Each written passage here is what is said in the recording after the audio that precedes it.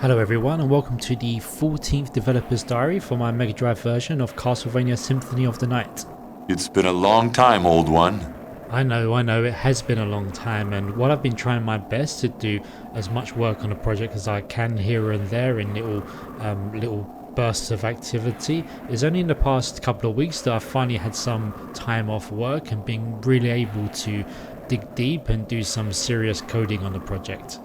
I'm happy to report that effort has borne fruit, and I'm looking forward to having a couple of busy months at the channel in terms of videos. So today's video is going to be a quick update of the first level, the entrance level. This is what I was working on before, and I got really frustrated because the code I'd written from that, there's lots of legacy code from what I'd written before, and I knew there were lots of issues with it in terms of crashing and just being really inefficient when I went to add any new content to the game. And so when I got halfway through this, I really had enough, and I started on the alchemy one properly again, and I did lots of the code from scratch in terms of being able to put the data in and changing the level and enemy AI. So in this week you're getting a quick update on this first level. Next week I will upload the alchemy lab, the first prototype of that, the full one, and so I'm looking forward to showing you that, which is in a much more advanced state than this one you're going to see today is. And then shortly after that we will have the third level of the game, which will be the marble gallery.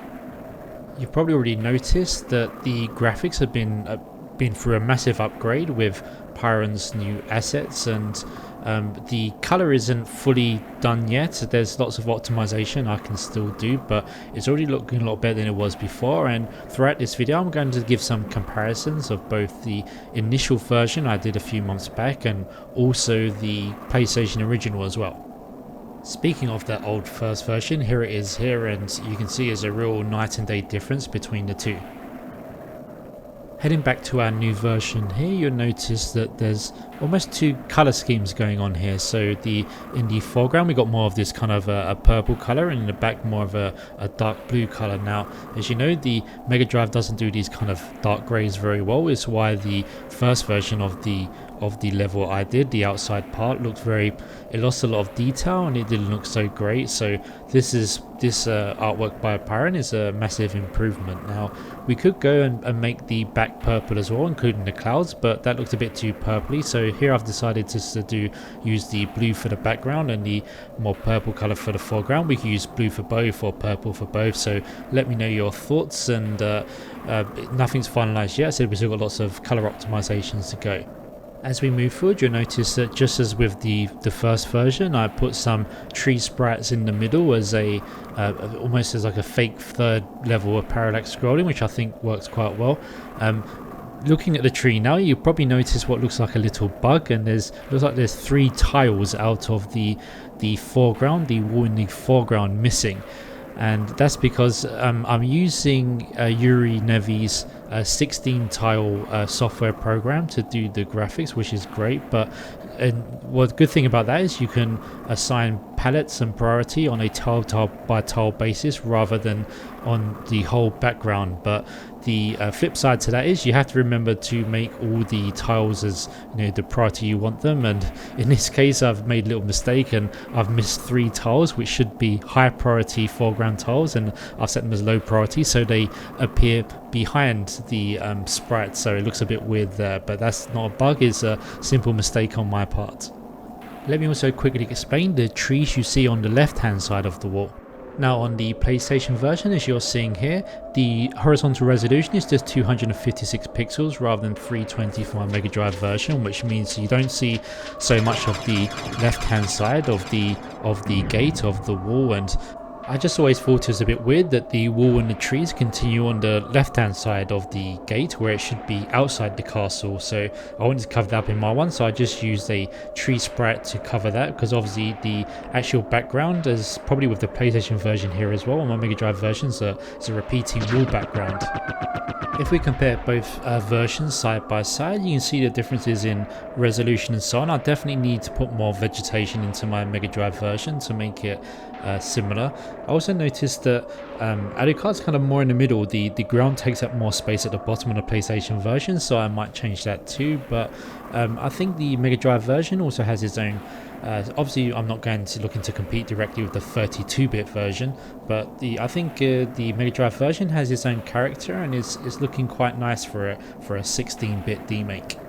Okay, I think we've spent enough time outside. I don't know where you are, but where I'm in the UK it's starting to get cold, so let's go inside.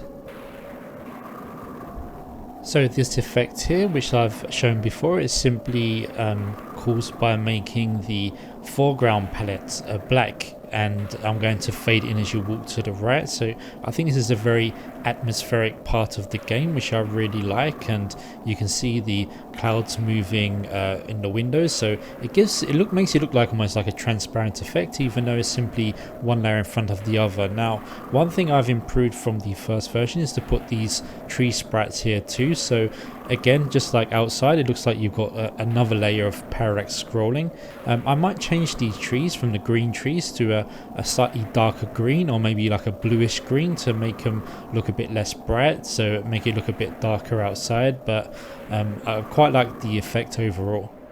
And again, for comparison, here's the PlayStation version, which is a bit more brighter in terms of you can see a bit of the floor and a bit of the curtains too, and I like the flashing lightning. I might try and add that, but it might be difficult with how the Mega Drive palette is arranged. Now, this is one of my favourite parts of the game, as the lights dramatically come on and the music dramatically starts, and it's a really great track and really gets you ready for the adventure ahead. That being said, 76KB did an amazing version of the track for the Mega Drive, and we're about to hear that version here.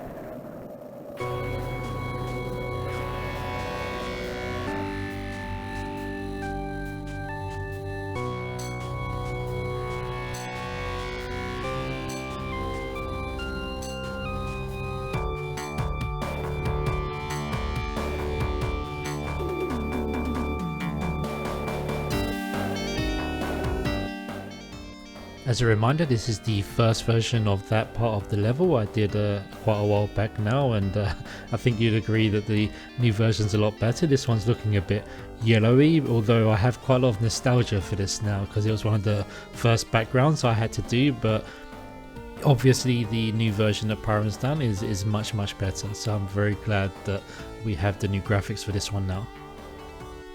I've also implemented some knockback, and you take damage, and if you take enough damage you'll eventually die, and of course you can hit the enemies as well. But that doesn't mean that this part of this section is finished, far from it. The colors, because Pyron gave me some graphics for this one, and I wasn't able to implement all of the colors, so some of the colors are missing from that version he gave me, and I want to put them back in using Yuri's 16 tile tool, which can use different palettes within the same plane. So I want to especially add the yellow in, because there should be some golden color at the bottom of the curtains and on some of the walls as well, rather than right now it's a little bit too red. So I hope to add all that gold back in at some point in the future. Okay, skipping ahead to this next part of the level. Now, you've seen this before in a previous video, so I won't hang about here too long, but we're going to meet the merman again. And before we meet them, I just want to say that for the alchemy lab level, I have fixed the level collision in terms of slopes and stairs, so you'll see that implemented in the next video, because it was getting really annoying here and it took some time, but I've managed to get it working 90% of the time, so it's looking a lot less janky now, which is great. From a game design perspective, I'm probably going to need to block off this top section here with some more rocks maybe, otherwise it's too easy to simply bypass the merman that we're about to meet below. So after all, this is more of a linear version, a level by level version of the game, so I think we definitely need to not make it too easy. We need to block that bit off. But speaking of the merman, here they are, so they're spinning up now.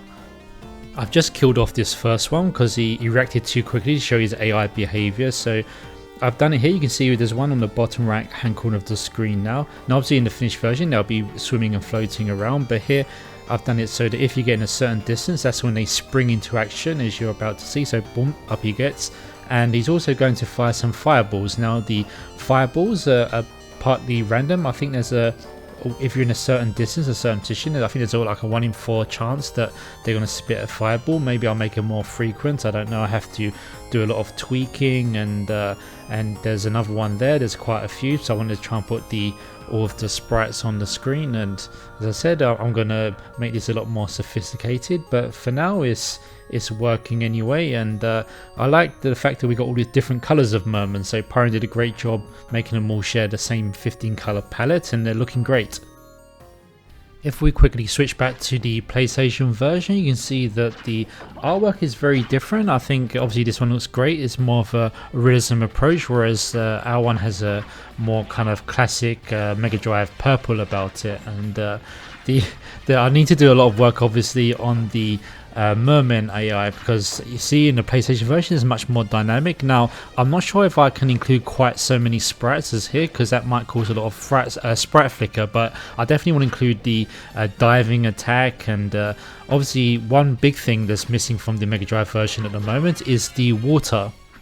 I'm sure all of you have played Sonic 2 and Castlevania Bloodlines before, so you obviously know that the Mega Drive can do that kind of water effect, and I have been experimenting with using interrupts to change the palette. And you can see here I've done a quick strip pattern with using a red palette to mix in with the regular palette, and it affects not only your background but Alucard as well and any other sprites. And because you don't just have to do, it's very flexible technique, you don't have to do just one interrupt to change the color once, you can do it multiple times.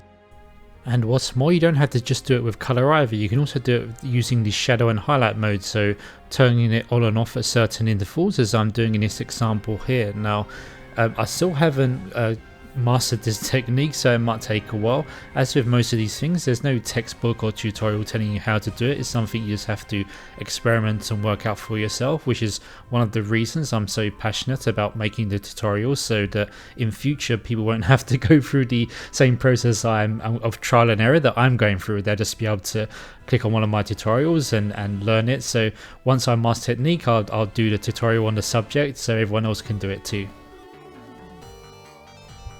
I don't think the merman room was working at all in my initial build last year when I did that first level, because it just kept crashing. So we'll skip on to the next section of the level here, and you can see there's fewer windows. I've actually got the trees behind here too, but I haven't positioned them very well because they're disappearing behind the walls, but you'll see some of the trees behind, there you go, behind the walls there, but I need to reposition them so they look a lot better. Now, unlike the first hallway, this is one where I have actually used Yuri's 16 tile tool to do more sophisticated color management of the palette. I'm just using a sprite here just to demonstrate the effect, the end result. So if you can see here, there's one single background layer, the foreground, and the walls are actually fine, they look perfect, the color, but that's the back walls, but the floor and the side walls are looking bad. But if we swap the palettes, then now the side walls, the stuff you collide with, is looking fine, and now the back walls are looking not so good. That's because they're actually assigning the palette on a tile by tile basis. So if I switch back and forth, you can see that I'm actually, they're using two different palettes, and as long as you mix the palettes, then they look fine. So that's the flexibility that Yuri tool gives us in making Mega Drive games now, which is fantastic. And now we move on to the courtyard area, which regular viewers of the channel would have seen at the end of another video, and I think the graphics that Pyron's done here as a replacement for the PlayStation 1s is fantastic, especially the moon and the clouds. It's obviously a bit departure from the PlayStation original, so for Death's Meeting you have this spiral effect, which I don't see how we could do on the Mega Drive. Maybe on the Mega CD you could do it as an FMV background, but then I'm not sure if that takes both layers or just one background layer. But either way, on the stock Mega Drive I don't think it could be done, and I'm happy with the clouds anyway. And even after Death goes away here, the clouds I use in the PlayStation version is more of a realistic clouds, which really doesn't suit the Mega Drive's color palette, and I'm happy with the result that we got. I think it looks great, and so I'm quite happy anyway. It's certainly a huge improvement over the the courtyard area I tried to implement here, just quickly drawing my own graphics for it. The clouds aren't looking nearly as nice, neither is the background. I was trying to do some kind of weird line scrolling thing with the ground, which I didn't quite pull off. So while I am a little nostalgic about my other graphics, I'm very glad to see the back of this one. The old version of the stairwell really wasn't looking too hot either. I actually did the whole background in just 16 colors, and it's a bit monochrome. It really wasn't looking too great. So now let's take a look at Pyron's take on the area. Just ignore the wandering bloody zombies for now. You'll see them again in the alchemy lab level in a lot better condition than they are now, but you can see that rather than using 16 colors, we're using, I think it's 31 here for the background, and it's just a much more colorful scene rather than the monochrome we had before. So I'm very happy with how this one turned out too. And again, here is the PlayStation section for comparison. The gargoyle section is also looking quite nice too. I've just reused the background from the courtyard minus the bottom part with the dead bodies and so on, and it's just the clouds and the moon, and it's looking great. And I even think it's looking better than the PlayStation version, because in that one, for some reason the clouds don't move, they're just stationary, which looks a bit weird to me. For the enemies of this section, I'm turning to the SotN version and the exclusive area, which is the underground garden, and they've got these gargoyles here, which I think will be really suitable. In the first version of the level, I used the ones from the PC Engine Rondo of Blood, but the style of the gargoyles I don't think really match Symphony of the Night, whereas these ones match a lot better. So you'll be seeing quite a lot of these guys, but I'm in the process of ripping them from the SotN version, which pretty much just means keep on replaying this part and taking lots of screenshots and then trying to get all the animations, which is quite a long and tedious process, so it might take a while.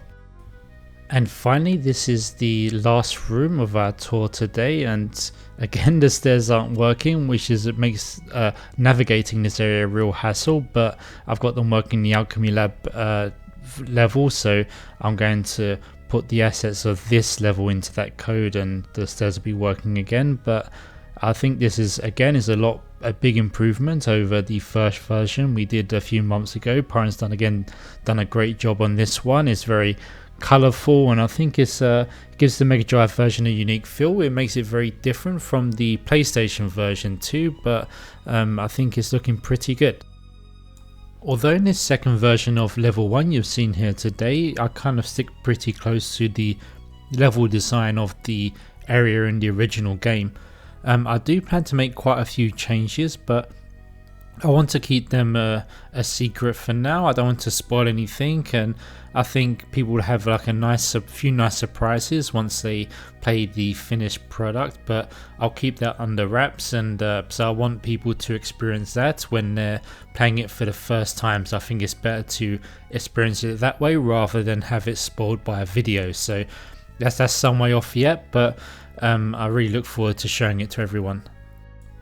As I said at the beginning of the video, the next video will be about the Alchemy Lab level, and that's in a much more advanced state with the new code in place, so expect to see much more kind of sophisticated combat with the enemies, and also better level collision and so on. And importantly as well for me, from a game making standpoint, the codes is also much easier just to use to put new assets into the game, new levels, new graphics, new enemies, new everything. So that should make adding new levels in the future much easier, much quicker. So once the Alchemy Lab level is out, I look forward to showing you the marble gallery and other levels as well. Okay, so I think that just about wraps things up for this video. Thank you so much for watching. If you're interested in this kind of content, then please subscribe to the channel. I'm interested in this. And if you want to support the channel further, I have a Patreon account. You won't go unrewarded. And until next time, farewell.